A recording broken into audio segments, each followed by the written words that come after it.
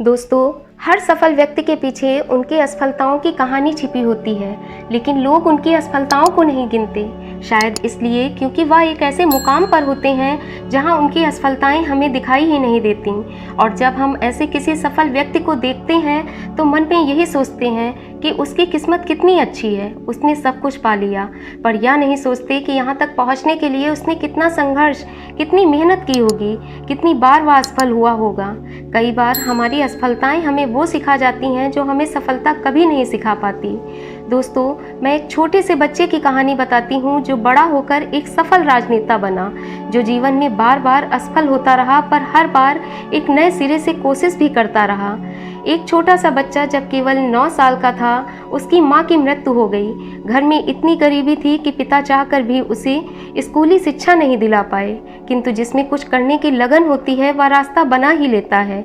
उस बच्चे ने भी कुछ ऐसा ही किया और उसने अपने दोस्तों से किताबें मांग कर पढ़ाई की और अपनी मेहनत और लगन से उसने वकालत की डिग्री भी हासिल की। किंतु वकालत करना उसकी आखिरी मंजिल नहीं थी।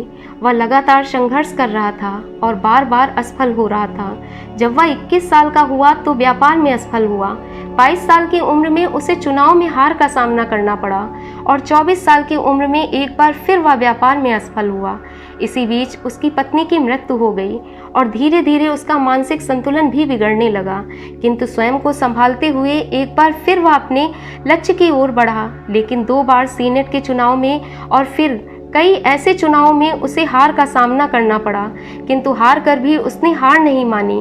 हर दिन असफलताओं को गले लगाता रहा और एक दिन वह व्यक्ति 52 साल की उम्र में अमेरिका का राष्ट्रपति बना, जिसे पूरी दुनिया अब्राहम लिंकन के नाम से जानती है।